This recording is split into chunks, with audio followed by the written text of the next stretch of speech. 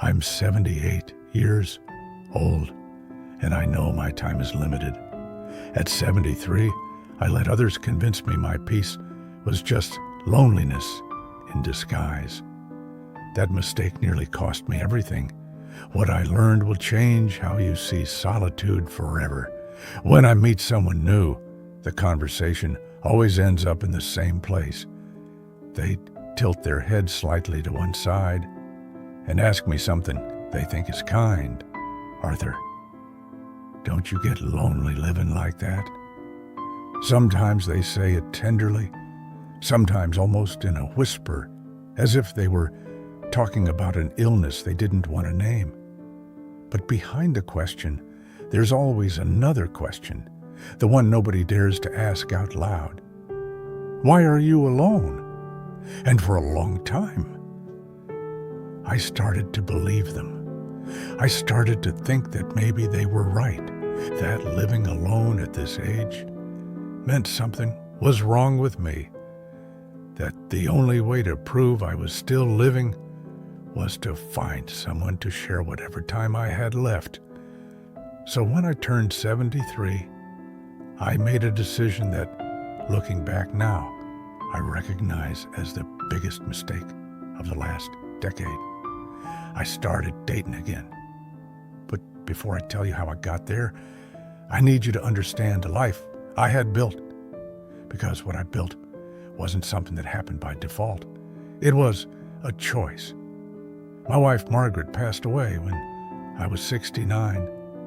43 years of marriage ended in a hospital room that smelled of disinfectant and fractured silence. Cancer took her slowly, not all at once, piece by piece. I watched her fade. I watched the woman who had filled our home with laughter grow smaller, more fragile, more still, until one evening she squeezed my hand and whispered that she was tired. And that was it. What came after doesn't have a precise name. The house was still the same house. Same walls, same windows, same garden, but the air inside was different.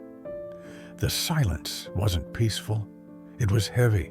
It was the kind of silence that reminds you at every moment of what's no longer there. Her coffee mug was still in the cabinet. Her coat still hung beside the door. I didn't move them. I couldn't. The first year was the hardest. I wandered through my own house like a stranger, like someone who doesn't know where to sit, what to eat, what to do here. But time does something strange. It doesn't erase the pain, it softens it.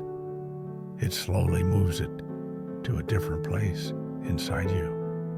And gradually, life begins to reorganize itself.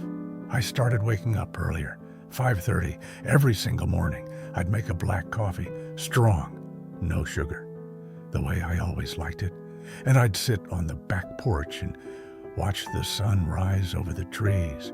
No television, no phone, just the sound of birds and the quiet rhythm of another day beginning. I set up a small woodworking shop in the garage. Nothing fancy, a solid workbench, some tools. But it was mine, and it gave me something few things give you at this age, a reason to focus. I started making small things, shelves, chairs, birdhouses, projects that required patience, projects that rewarded silence. There was one afternoon, I can't remember exactly when, I was sanding a piece of oak, and I realized I'd been working for 3 hours without thinking about anything else. No anxiety, no grief. Just me, the wood, and the smell of sawdust. That was new. That was good. For the first time in years, I wasn't rushing anywhere. My days had a rhythm. Simple, predictable, peaceful. And somewhere around my 72nd birthday, I realized something that surprised me. I wasn't miserable. I didn't feel lonely. I was calm, not ecstatic, not bursting with the joy, but steady. And at this age, steadiness is a form of luxury The trouble is, the world doesn't know what to do with an older man who lives quietly and alone. My daughter Emily tried with the best of intentions. She's a wonderful woman, always worrying about everyone else.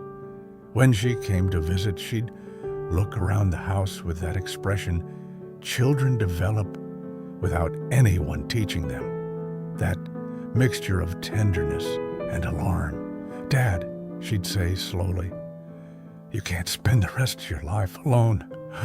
I'd smile at her, tell her I was fine and it was true. But then the neighbors joined in.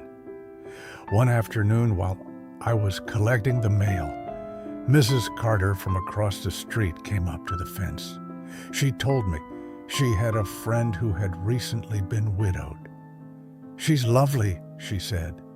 "You two would get along beautifully." At first I laughed it off, changed the subject. But when enough people repeat the same idea, it starts to seep in. It starts to settle into some corner of your mind without you noticing. Maybe they're right. Maybe what I call peace isn't peace. Maybe it's just loneliness I've learned to tolerate. And one day, without quite knowing how I got there, I said yes. Her name was Diane. She was 71.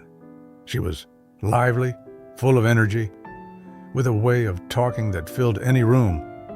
On our first date, we had coffee at a small place near the park. She asked about the woodworking.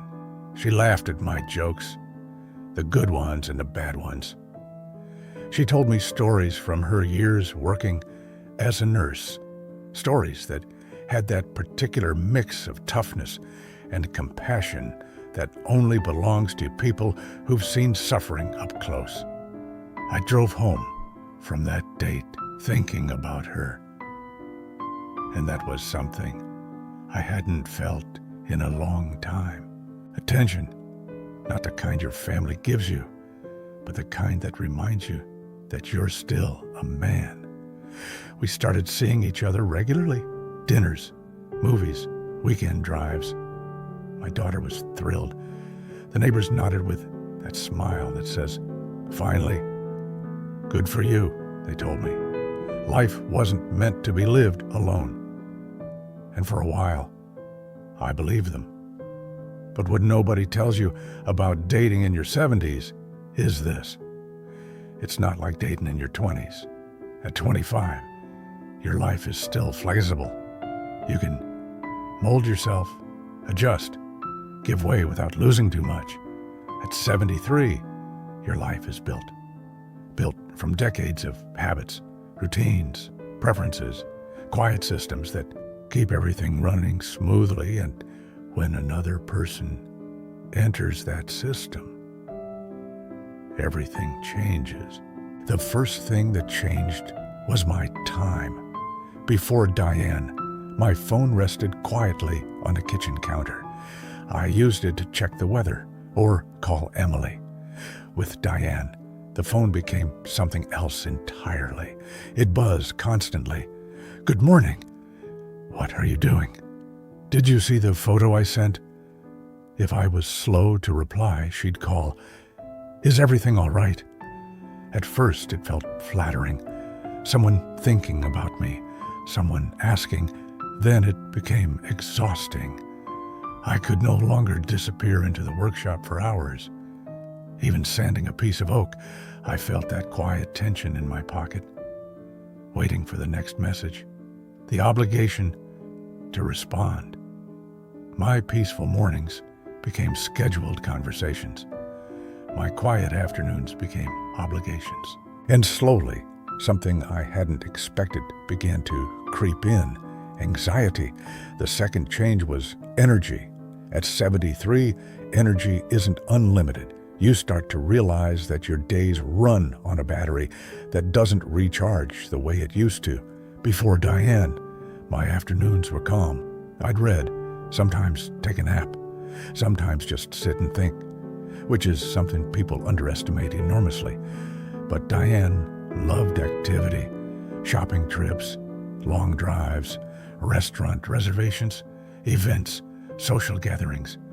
At first, I tried to keep up, but every outing left me drained. My knees ached. My head felt heavy. I'd come home exhausted while she was already planning the next adventure. When I asked for a quiet day, she'd get that look of gentle disappointment.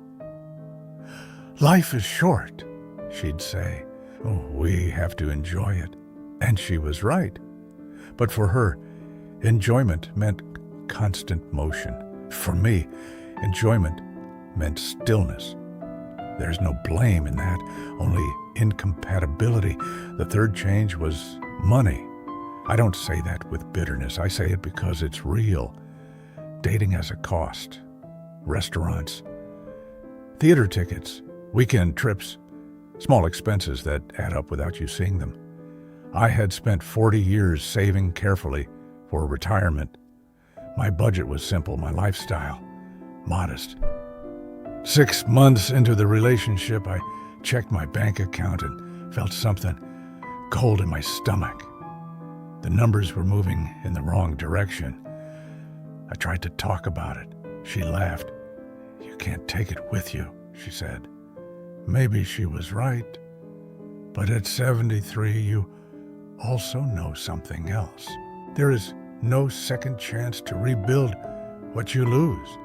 The moment everything became clear was a quiet morning. I walked into the kitchen at 6 o'clock to make my coffee. My sacred hour, the hour that had been only mine for years. Diane had stayed the night. The radio was already playing. Loudly, she was talking about a wedding we needed to travel to the following month.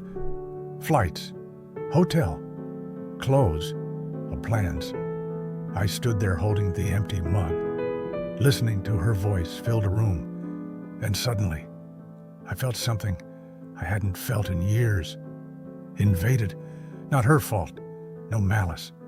Just the certainty that my own house no longer felt like mine. In my attempt to avoid loneliness, I had surrendered my peace. 2 days later, I ended the relationship. It wasn't easy. There were tears. There were accusations. She said I was making a mistake. Said I'd regret choosing isolation. Maybe she believed that.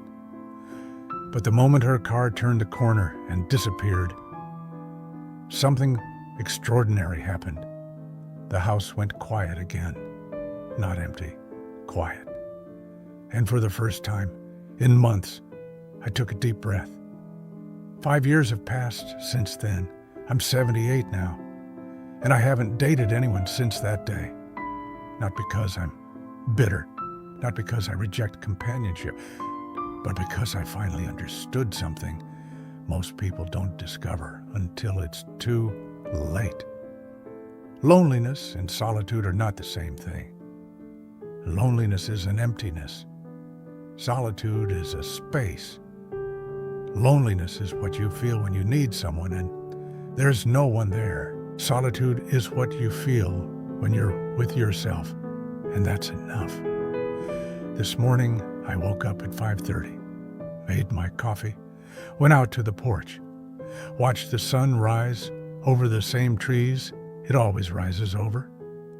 Then I went to the workshop. I'm building a small chair with a curved slat back. It takes time, but I have time. And while I was sanding one of the armrests, I thought about Diane.